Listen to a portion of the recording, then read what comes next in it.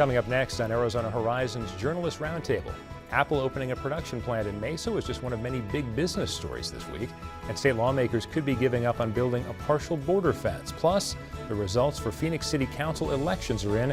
We'll discuss what they mean for Phoenix. The Journalist Roundtable is next on Arizona Horizon. Arizona Horizon is made possible by contributions from the Friends of Eight, members of your Arizona PBS station. Thank you.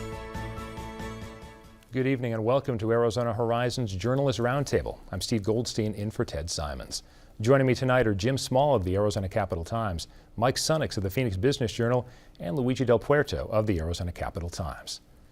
Apple announced Monday it was opening up a domestic manufacturing plant in Mesa in the old First Solar building. Mike, what does this mean? It's a pretty big deal for economic development, for jobs out there, for our technology cachet, and for that development, that Eastmark Proving Ground development out there, which had a lot of problems. First Solar was going to build a big plant out there. That never happened. They got some help from the city of Mesa to fast track infrastructure for that. So it's sitting there all ready to go, and that's what appealed to Apple, which likes kind of turnkey operations. Apple had looked here before in 2012 for kind of a back office operations center. That ended up going to Austin, Texas, where they got some big tax breaks to go there. But they came back. They had looked at that DMB building, that First Solar building, last time, and they're coming back for glass component manufacturing there with a partner from New Hampshire. It's a big win for the Mesa, big win for the Commerce Authority, and for the governor.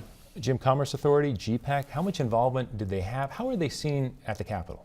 Well, you know, I mean, that's one of the reasons the Commerce Authority was created. I mean, that was kind of the argument behind it, was that they could partner with groups like GPEC or the State Chamber of Commerce or any of the kind of the regional business groups, and that they could kind of be the sort of the unifying factor, kind of uniting all of them and working towards getting projects like this in there. You know, as to how much work they actually did in bringing it in, I mean, this is one of those things where, you know, it's a big victory, and so everyone claims credit. You know, I mean, from the governor down to the mayor of Mesa to every organization, and I'm sure that they all had a hand in it and were all in communication with the Apple people without a doubt. But you know, I think at the end of the day, it comes down to, you know, a lot of it is the environment and the facilities and some of the infrastructure, like what Mike was mentioning, in terms of what really makes the offer attractive and makes the location attractive for Apple. Luigi, the governor does like to take credit for some of these. When we really look at it, is this a good thing for her from a political standpoint? We know she's not running again, but there was the jobs bill. That was seen as, wait a second, we're giving away too much. This is not conservative enough. How is this seen overall? I mean, absolutely, this is a big win for the governor. This is one of the things that she was always aiming for, to attract big business to Arizona, especially the high-tech companies like Apple. And that was the main reason why they created the Arizona Commerce Authority, which is to attract. That's essentially what this entity is designed for, to, you know, make a pitch to big businesses and get them to move here. And that's why they have some grant funds as well. Make sure that you know, if needed be, they can offer something, make sure that they do come to Arizona, not to Texas or Colorado or, you know, California. Mm-hmm. Well, and there's a school of economic thought that says that you know, really as a state or as an economic development engine, you want to focus on the bigger companies, the companies that are going to bring lots of workers and especially higher wage workers, because those people will come here. So we get 700 new jobs from Apple. A lot of those people probably will be imported from somewhere else, and so those people are going to come in here, get paid good salaries. They're going to spend their money in the community. And there's going to be a ripple effect, kind of a multiplier, where you're going to get, you know, because those people move here, now you're going to have more grocery stores and gas stations and barber shops and dry cleaners and everything else that goes into kind of the small business community. And with the idea being that, you know, if you're able to attract a large fish like this or a large employer, that you really have a benefit across the entire system. Mike, are we at the point where incentives still matter, not just to attract companies, but is there a backlash against incentives? For Apple, it might go against the usual rule here. There's a lot of backlash here from conservatives on corporate welfare, corporate subsidies. You see groups like the Goldwater Institute challenge these things for the hockey teams and developments. Apple's going to get a big package. They're going to get money from this Arizona Competes Fund, which is a $25 million fund that's at the disposal of the governor and the ACA. They're going to get property tax breaks. They're probably going to get some kind of energy and workforce payroll type tax breaks. Apple gets big tax breaks the other places they go. You look at Nevada, Oregon, North Carolina, Texas, they get big tax breaks there. you're not going to say no to them. You want them to come here. So I don't think you'll see as much opposition for it. They may use a lot of things that are existing out there. So they may only have to come to the legislature for a few things. If they go for a lower property tax rate, they go through the federal government, make it into a foreign trade zone. That's what Intel gets, 5% instead of 19% on their property taxes. It's a big savings. I don't think you'll see that kind of opposition here. I think the problem is this kind of secrecy behind this. There's a lot of disclosure agreements they've made people sign. Apple's very secretive. So you'll see Goldwater, the watchdog groups, the media, kind of try to dig out the information on this. Jim, how is this going to end up differently, if it will, from Google's expansion? Big splash, 5-6 years ago, Google was coming and then quietly sort of left. Well, I think this one is a little bit different in the fact that it's going to be manufacturing, and they've got this facility that's there that as Mike mentioned, has been built but is unused, and Mesa certainly wants to get someone in there. I mean, this whole industrial park there is really, kind of it's been a big deal for the city of Mesa, and kind of transforming that area and building it into sort of a high-tech hub, and this is going to go a long way toward doing that. Luigi, you wrote about this week that yesterday the announcement was made that Arizona's employment not bouncing back the way many of us had expected after the recession. Is this a good sign? Can it be construed that way? Definitely. It's a very good sign. If it's true they're adding 700 permanent jobs in addition to the 1,300 jobs that would be created just to make sure that this facility is souped up. I mean, that's a very big dent on our job market. Mike, let's talk politics as we move away from this. Mayor Scott Smith has been everywhere, as many people think he's going to run for governor. Is this a big coup, obviously, for Mesa, but for Scott Smith as well? Is this something that helps him in a Republican gubernatorial primary? I think it helps him politically overall. He still hasn't decided whether he's going to run. A lot of people aren't sure on which side he's going to come down on that. But I do think it helps him. I think he's a formidable candidate to begin with. I think he has a lot of outreach to the business community, to kind of moderate to moderately conservative Republicans, the folks in the East Valley. And boy, grabbing something like Apple, that makes a pretty good campaign commercial. Jim, what are your thoughts on that? Oh yeah, I think it does. I mean, the idea that if he's going to go on the campaign trail and use this, you could say, I helped bring jobs, help create jobs. It's through his office as mayor and through some of the things that the city was able to do, and not just jobs, not just something low wage jobs, but we're talking what's going to be a highly skilled job and jobs that are going to pay really well. Luigi, I'm speculating a little bit here though, but what if it turns out that more incentives than we initially thought were involved in this? Is Scott Smith in a Republican primary going to be seen as someone who's picking winners and losers, which of course conservatives hate? There's always the possibility that every time you attract a big company like that, but you get them here by offering a big incentive, then the conservative wing of the party would say, hey, that's corporate welfare. But I think in this case, what his main pitch would be, if he does run for governor, would be like, look what I did to the city of Mesa in general. Apple is just one of those things that I've done, but I've transformed this city. It's a great hub. It's a great place to live.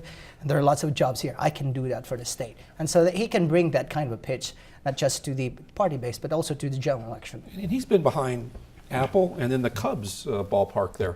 Those are two of the more popular brands with people. So it kind of gets a pass from a lot of folks just based on that. And he has business background. He was a business executive before he ran. He comes across as kind of a reasonable conservative, I think, to folks in the primary. There's long ways to go. It's a very fractured primary of a lot of people in there. So even a few points taken off from a subsidy fight could hurt him. But I think he's a very formidable candidate if he gets in. And Jim, we don't know if Scott Smith is running for governor, but we do know Secretary of State Ken Bennett is, at least officially as of this next week.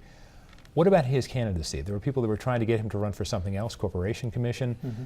How good a candidate, how strong a candidate, where's his foundation of support? Well, the benefits, I think, for Ken Bennett right now are, I think you can make a strong argument that he's probably got the best name ID amongst the voting public than anyone else in the Republican field. He's been elected to Secretary of State, and I know his camp is fond of pointing out the fact that he's got more votes than any other election except for John McCain when he ran for election in 2010, and so they kind of boast about that and say that this shows that people like him and that they know who he is and that they're familiar with him. So I think that starting off, that's where he starts off.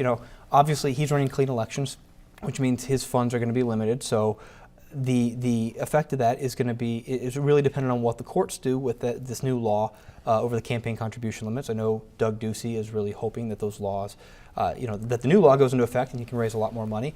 And then I think the second factor is whether any outside money materializes to help Ken Bennett. Mm-hmm.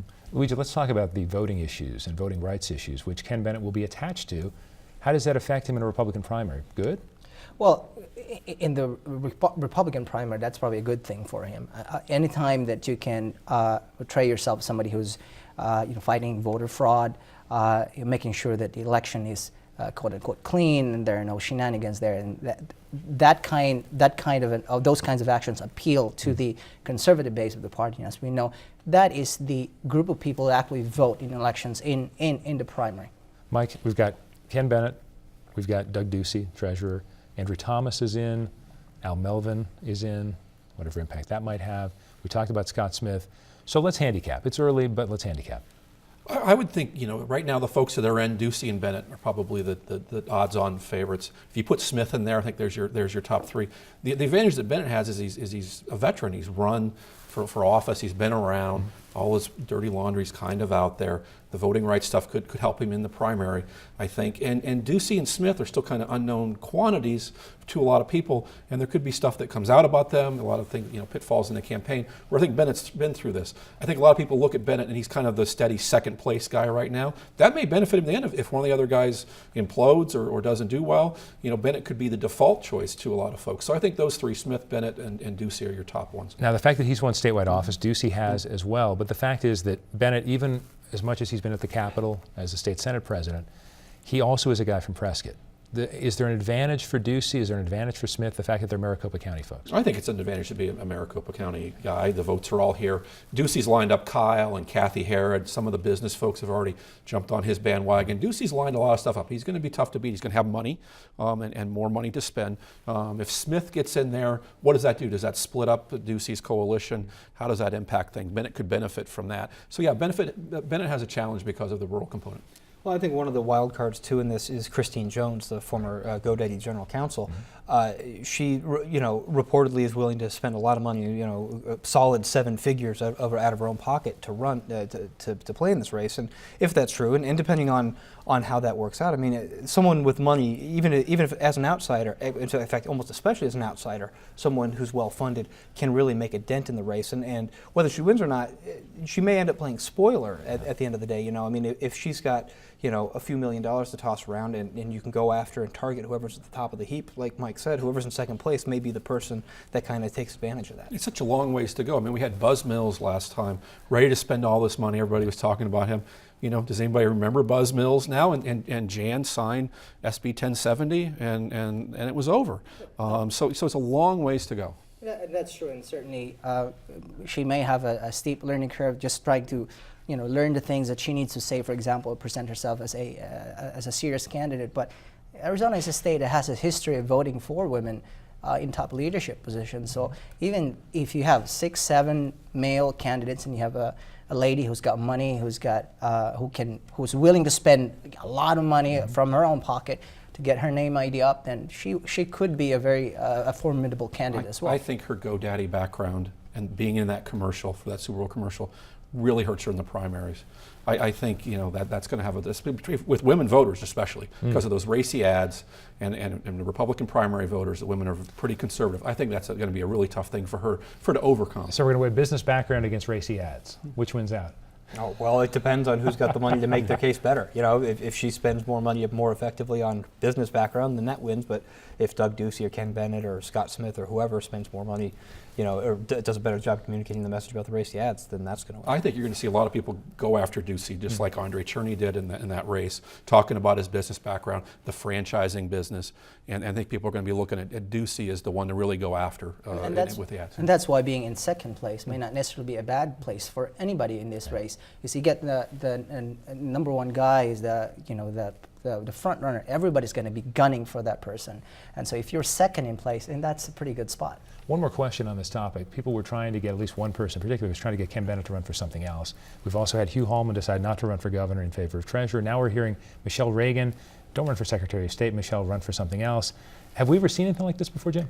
Well, I think there's always attempts behind the scenes to clear fields and make things easier for favored candidates, and I think that's exactly what's going on here. I think that there's a slate of candidates. There's some Republican operatives who are working really hard to try to grease things a little bit for their favorite candidates, and that's exactly what we're seeing here. It's why Hallman dropped down to treasurer, not to AG. I mean, that was a big part of it. Sure. It's part of this whole effort, without a doubt. What's really interesting to watch is that everybody who's gone to a candidate for statewide office has said, well, most of the time go run for the Corporation Commission. Seems like if you're a Republican or a Democrat and you're running for a statewide office, somebody's going to come to you one day and say, hey, why didn't you take a look at the Corp Com? That's interesting. Right. You should just expand it, right? We were talking about that before, and have every lawmaker, every legislature could also run for Corp Com at some point. Yeah, it's kind of a default position. There's a lot of stuff to do with state pension funds for public figures. That's why people are on the Corp Com, and so that's an enticing thing. And plus, you get to set solar policy in the state. It is an underreported beat. There's not a whole lot of focus before this year on the Corporation Commission, but it is a pretty huge agency, and it has lots of power, and it's constitutionally mandated to set the rates, and that affects everybody. And it's winning out over justice of the peace, apparently. I thought that was the default position for most. You mentioned Corporation Commission. Let's talk about that, Luigi. You wrote about ALEC and how APS was involved. First of all, remind people of what ALEC is and where APS's involvement comes The in. American Legislative Exchange Council is a conservative organization that crafts model legislation. What it does, it has these conferences, and it invites lawmakers from all the states. They come in, they have these subcommittees that focus on certain topics, and then they craft potential legislation that those legislators can go back to the states and introduce their proposals. Many ALEC's model legislation has become law in Arizona.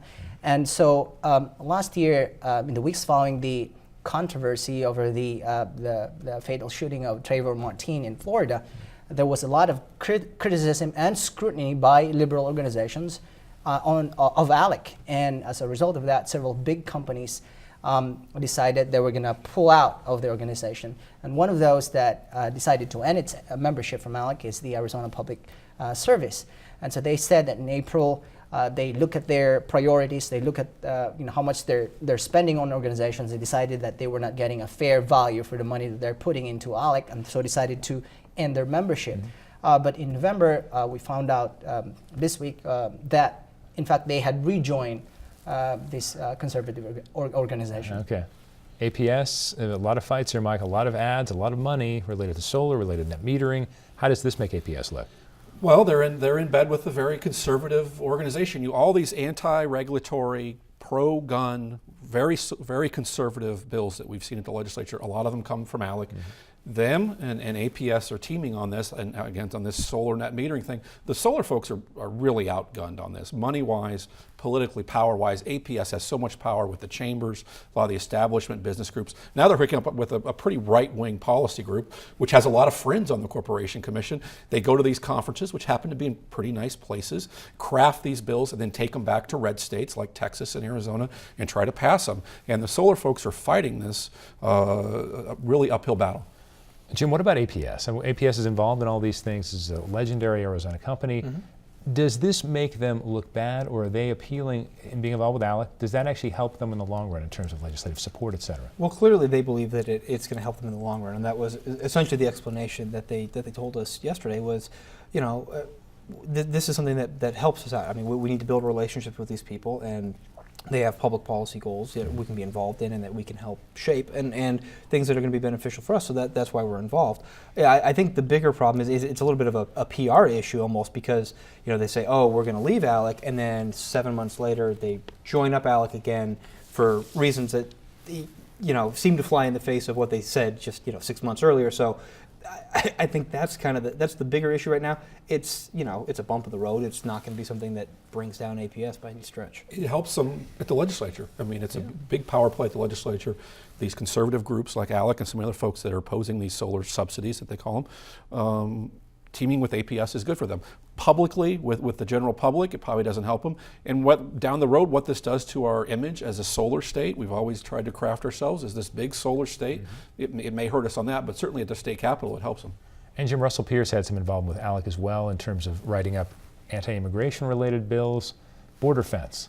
Doesn't look like a lot of money was raised to build this border fence. Where do we stand on that now? Yeah, so 2011, the state passed legislation to allow the collection of private funds to build a border fence, and it was touted at the time as raising between $50 million and $250 million that they thought they could go out and get people to chip in on, given that the federal government has repeatedly authorized the building of a fence but has somehow not been able to find the money to actually build that fence. And so the state said, fine, we'll do it ourselves. We'll just take it on ourselves and do it.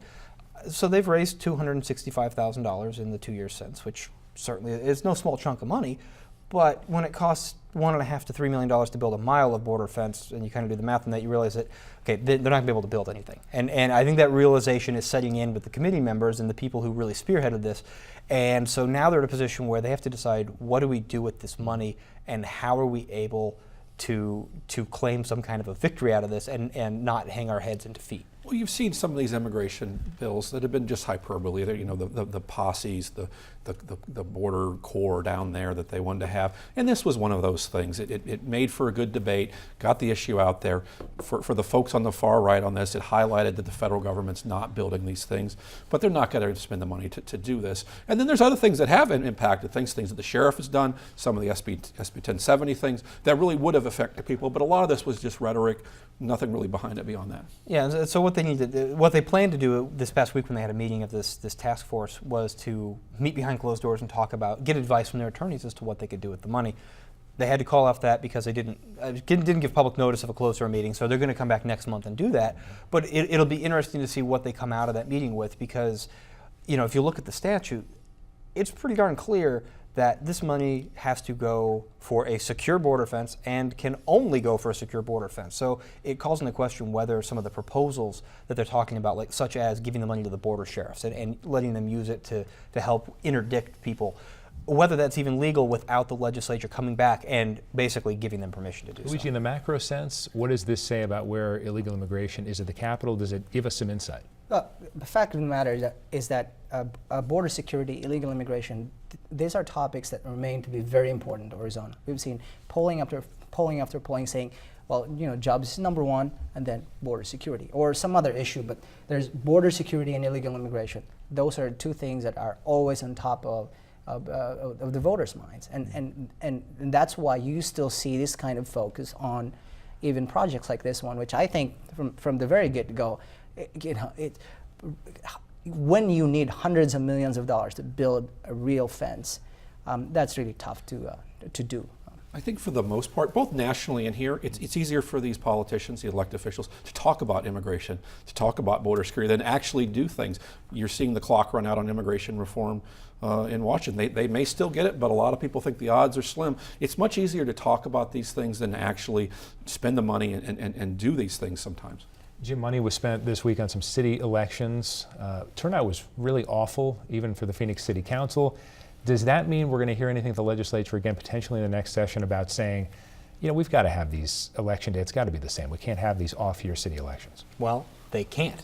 I mean, they tried. And Phoenix and Tucson sued, and they won in court. And the court said, Phoenix and Tucson have their city charters. They're given authority by the state constitution to decide things of local importance. Elections are things of local importance. So, that battle's really been won and been fought and then won initially and now lost by the legislature and by the Goldwater Institute. So where they go from here is, obviously that case is still on appeal. So, I mean, the final chapter hasn't been written there yet, obviously. But, where they go from here in terms of increasing voter turnout, I'm not really sure.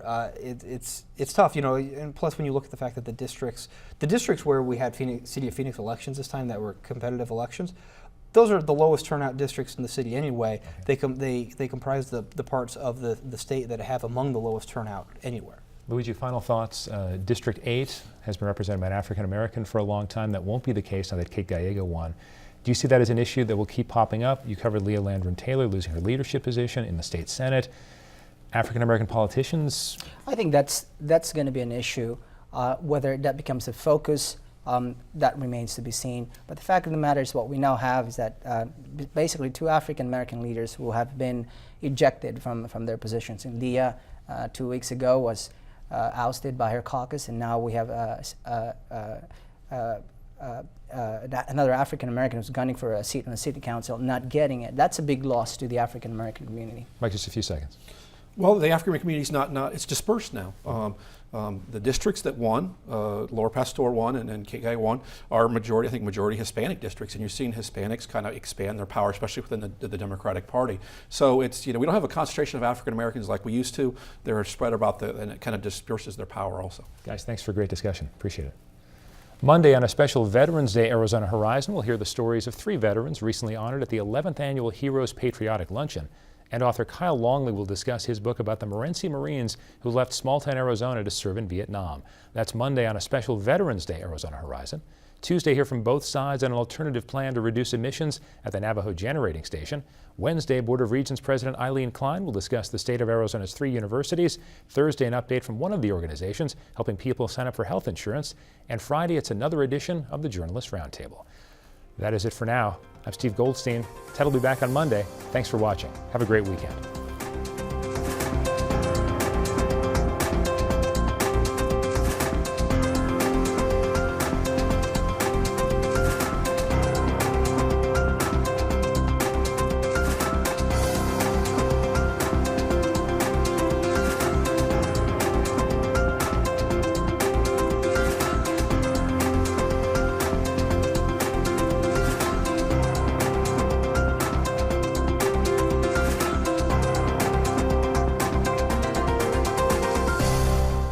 Arizona Horizon is made possible by contributions from the Friends of 8, members of your Arizona PBS station. Thank you.